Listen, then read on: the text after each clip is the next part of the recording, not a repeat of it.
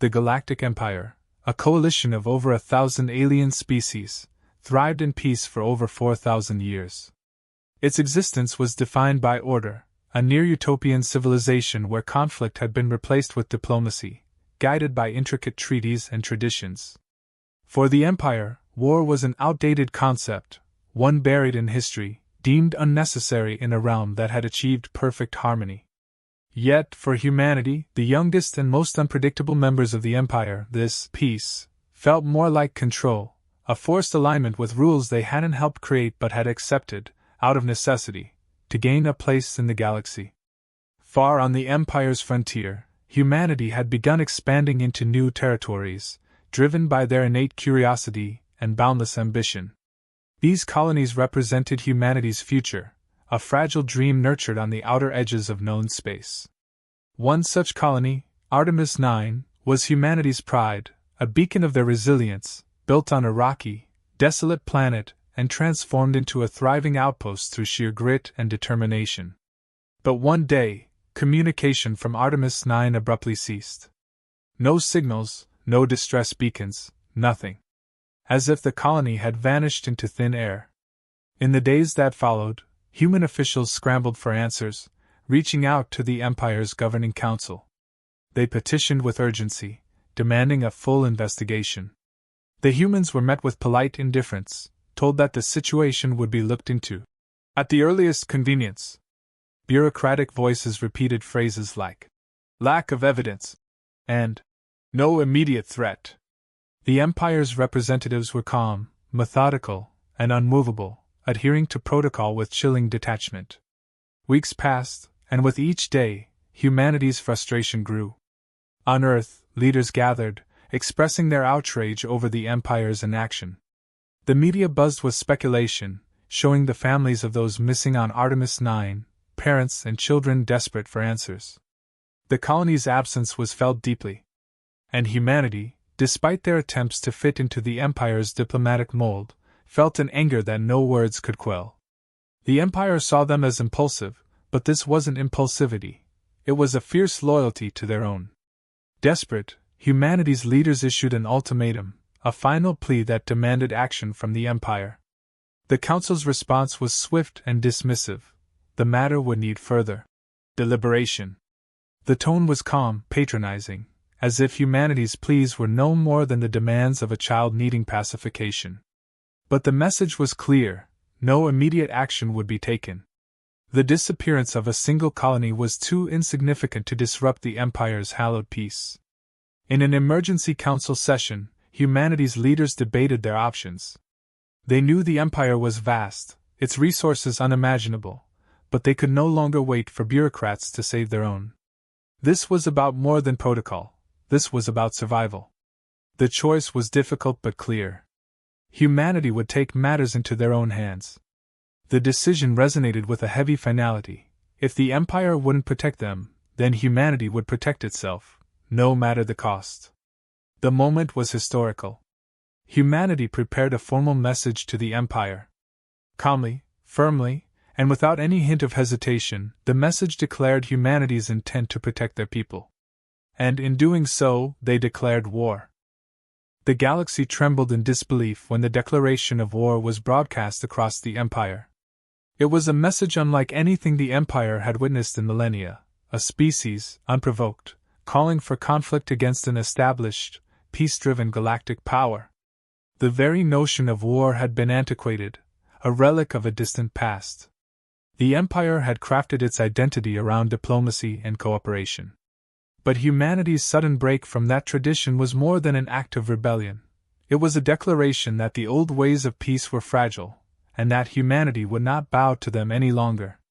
The reaction from the galactic leaders was immediate, but varied. Some were stunned into silence, unable to comprehend how a species so young, with so little military experience compared to the galactic powers, could dare challenge the Empire. Others were filled with a quiet dread, knowing that the peace they had maintained for centuries was now at risk. The warships of the Empire, with their unparalleled technology, would no longer be the final word in the galaxy. Humanity had unleashed something the Empire couldn't yet understand, something untamed. The Empire's council convened, their leaders locked in heated debate. Should they ignore the declaration as the rantings of an irrational species, or respond with force? Their history had taught them that violence was beneath them, that it could be avoided at all costs. But humanity's challenge could not be ignored. A decision was made, albeit reluctantly, to send a contingent of their fleet to the edge of the human colonies to demonstrate their power and force humanity back into submission. After all, what could a few thousand humans do against the Empire's nearly invincible warships? But the human response was swift and precise. They had been preparing in secret. Humanity's military-industrial complex, long constrained by the bureaucratic limits of the Empire's peace, was now unleashed. Ships once considered mere civilian vessels were repurposed and retrofitted with cutting-edge weaponry and technology. Humans, with their relentless adaptability, had developed their own strategies. They didn't rely solely on technology. They relied on their minds and their will to survive. The first battle took place on the outskirts of a key space station, a strategic location the Empire had long regarded as a symbol of their dominance. The Empire's fleet, vast and technologically superior, was met by human ships that, though smaller and less equipped, fought with unmatched intensity. The humans had no intention of simply defending, they were on the offensive. They attacked with precision, exploiting the Empire's assumption of superiority. Their tactics were unconventional, their ships maneuvering in ways that confused the Empire's fleets. The warships of the Empire, designed for peacekeeping and diplomacy, struggled to adapt. The Empire had forgotten how to fight a real war. Their responses were sluggish, their strategies outdated. The first engagement ended with a stunning loss for the Empire. The human fleet, though not without casualties, managed to disable several key ships and leave a lasting mark on the Empire's pride. The message was clear: humanity was not to be underestimated. The first blow had been struck, and the galaxy would now watch as the human species brought a long-forgotten chaos to the heart of the Empire. In the wake of that initial victory, the galaxy buzzed with activity. News spread quickly, and the Empire was forced to confront a reality they were unprepared for. Other species began to question the legitimacy of the Empire's peaceful reign. Some alien races, who had long been subject to the Empire's control, looked on with a mix of fear and awe. Humanity's boldness ignited something deep within them, an urge to question the authority they had blindly followed for so long. For centuries, the Empire had promised peace, but humanity's declaration of war revealed the cracks in that promise. Could peace really exist if it was enforced by fear and control? Was the Empire truly as invincible as it seemed? The political landscape across the galaxy began to shift. Small factions, previously silenced by the Empire's overwhelming influence, found themselves emboldened by humanity's courage. Whispers of rebellion spread across several sectors. Some species began to look to humanity, not as an invader, but as a potential ally. Humanity, after all, wasn't fighting for conquest or power. They were fighting for their right to exist, their right to be free from the Empire's control. But the Empire was not about to relent. In their eyes, the declaration of war was not just an affront to their power, it was a breach of everything they stood for. Their peace, their order, their vision of the galaxy, humanity's defiance threatened to unravel it all. In response, they began to prepare their most powerful weapons, their finest soldiers, and their most calculated strategies. The war was only beginning, and the Empire was determined to crush humanity's insurrection with overwhelming force. Yet, the more the Empire mobilized, the more humanity showed their ingenuity and determination. For the first time in centuries, the Empire faced an adversary that wasn't afraid to fight back. The human spirit, unpredictable and fierce, had ignited a fire that even the Empire couldn't easily extinguish. The battle for the galaxy had only just begun, and the consequences would be far-reaching, testing the limits of both the Empire's power and humanity's resolve. The universe was watching, and no one knew how this war would end. But one thing was certain: humanity would not go quietly into the night. Humanity's declaration of war reverberated across the galaxy, but the shockwaves went far beyond the Empire's borders. The first battles had left the Empire reeling, unsure of how to respond to a foe that was not bound by the old conventions of peace. But as the war escalated, the true magnitude of what humanity had done became clear. The Empire was no longer simply defending its territories, it was trying to preserve a way of life, a system that had worked for thousands of years. But the cracks were already beginning to show, not just within the Empire, but across the galaxy. Other species, who had once been completely loyal to the Empire's vision, were now questioning their role. For millennia, the Empire's reign had been synonymous with peace, and peace had been enforced by a strict set of rules and a military presence that kept all factions in line. But humanity's war had shaken that foundation. The very act of defiance had forced many to reconsider the cost of their submission to the Empire's authority. The first signs of unrest began in the outer sectors, where some species, long oppressed by the Empire's bureaucracy, began to ask themselves whether they might not fare better outside the Empire's control. For centuries, they had been subjected to strict regulations and imperial oversight, but now, seeing humanity rise up against an overwhelming power, they saw a glimmer of hope. Could they, too, rise against their own oppressors? Some species, once too fearful to resist, now looked to humanity for inspiration, recognizing that it wasn't simply about fighting for power, it was about fighting for freedom. As the war expanded, smaller factions began to coalesce around humanity. A coalition of resistance movements began to form, each group united by a common goal: the removal of the Empire's stranglehold over the galaxy. Some joined for the promise of freedom, others for the hope of reclaiming their autonomy. Whatever their motivations, they began to see the Empire's authority in a new light. The once untouchable Empire, whose power had seemed unshakable, was suddenly vulnerable. The Empire, meanwhile, was growing increasingly paranoid. It had long been accustomed to the illusion of control, but now it saw enemies on all sides. Their response was swift and brutal. The military forces, which had been idle for centuries, were now activated on a scale not seen in 1,000 years. Fleet after fleet was dispatched to crush humanity's resistance. But even as the Empire fought back, they found themselves outmatched in ways they had never anticipated. The human forces, though small in number, were relentless. They had no intention of surrendering, no matter the cost. What the Empire failed to understand was that humanity's strength lay not just in their technology, but in their ability to adapt. The Empire's armies, advanced though they were, struggled to keep up with the unpredictable tactics that humanity employed. The human ships were designed to take risks, to move in ways that their enemies could not predict. They made use of unconventional warfare, exploiting the weaknesses of the Empire's massive war machines. The unexpected resilience of humanity began to change the way the galaxy viewed the conflict. No longer were humans seen as an inferior species, easily crushed by the might of the Empire. Instead, they were now recognized as something else entirely, an emerging force that could reshape the galaxy.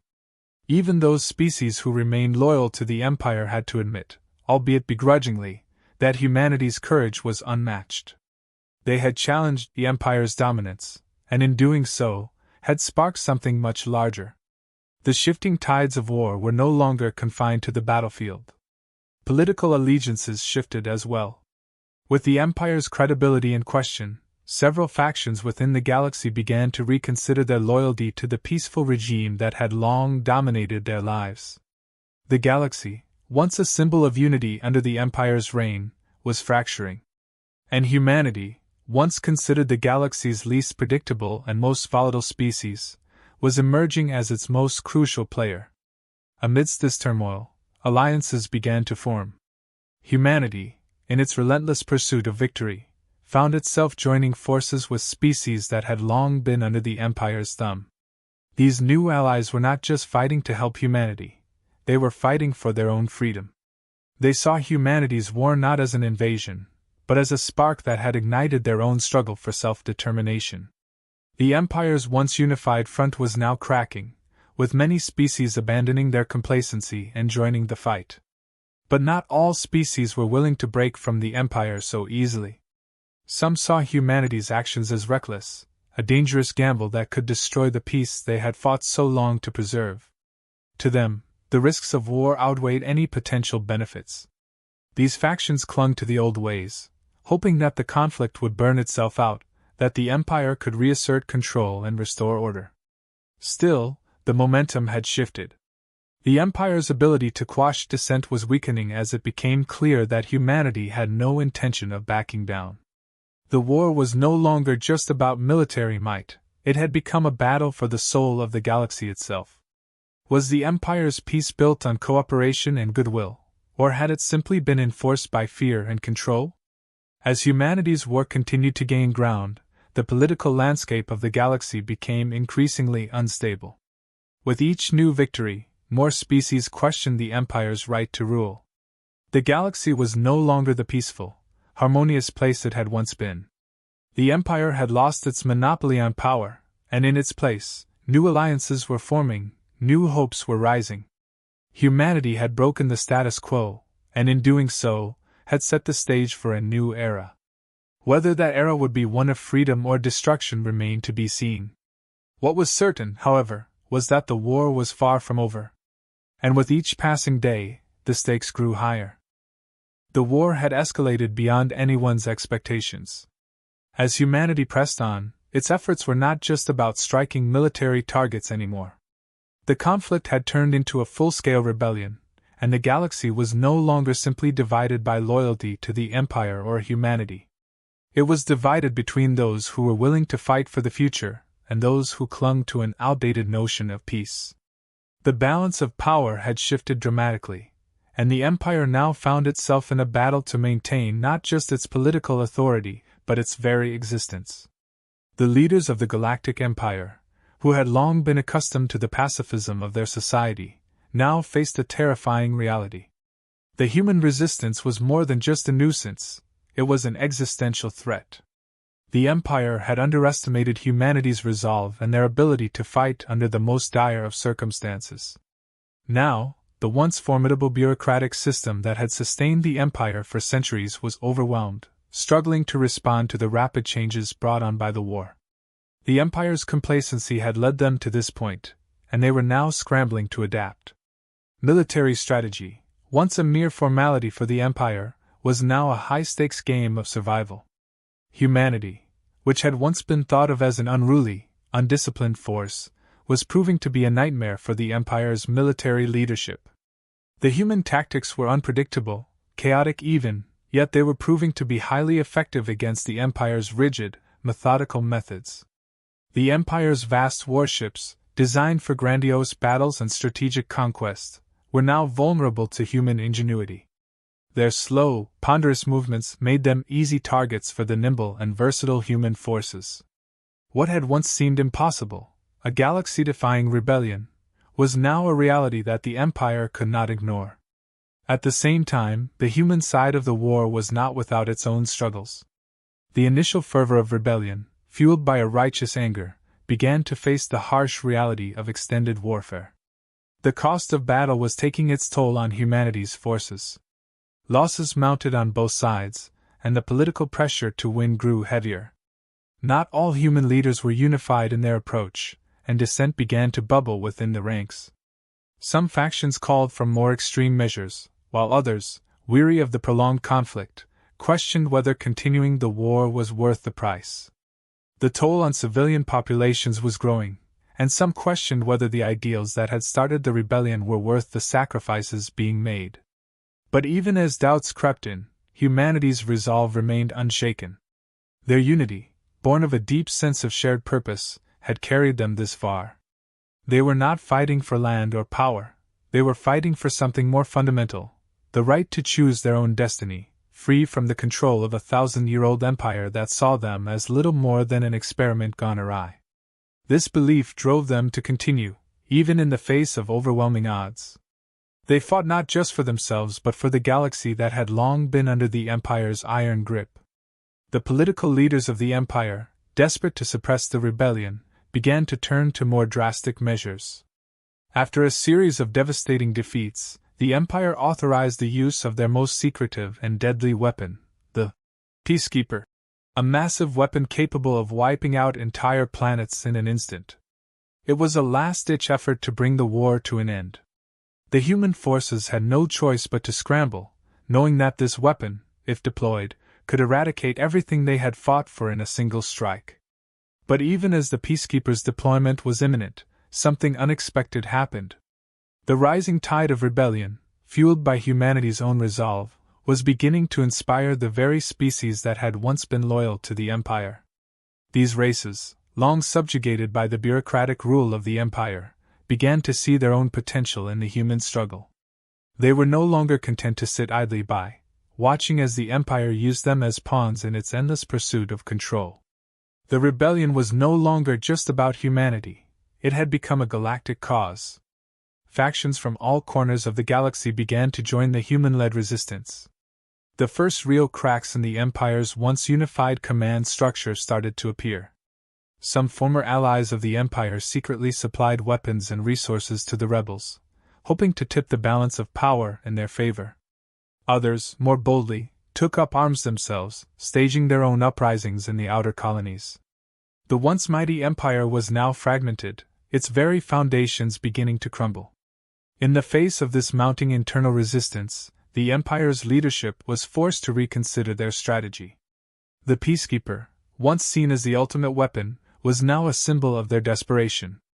They could not afford to unleash it without risking an all-out rebellion among their own ranks. The delicate balance of peace that had once held the galaxy together had now become their greatest weakness. The very concept of peace, once so tightly controlled by the Empire, was now the catalyst for its downfall. Humanity, against all odds, had turned the tide of the war. The final confrontations between the Empire's military and the resistance were brutal, each side unwilling to back down. The Empire, in its final bid to maintain control, launched a full-scale assault on the heart of the rebellion. It was an all-or-nothing effort to crush the humans and their newfound allies once and for all. But the humans, now aided by defectors from the Empire and other species who had joined their cause, fought back with a strength and tenacity that the Empire had never anticipated. The battle that ensued would decide the future of the galaxy. The humans, fighting not just for survival but for their very identity, were able to turn the Empire's own tactics against them. They had learned to adapt, to fight in ways the Empire could not predict. The final confrontation was fierce, and it seemed as though the outcome was uncertain. But as the battle raged on, the Empire's forces began to falter, their once imposing fleets reduced to burning wreckage. The humans, united by their cause and their shared conviction, emerged victorious. The Empire was forced to the negotiating table. The peace it had once maintained for 4,000 years was shattered, but a new kind of peace was now possible. Humanity's victory had rewritten the rules of the galaxy. The Empire was no longer the undisputed authority. A new era was dawning, one in which all species, human and alien alike, would have a voice, a say in their future. The price of this new peace, however, had been steep, and the scars of the war would remain for generations to come. But one thing was certain, the galaxy would never be the same again.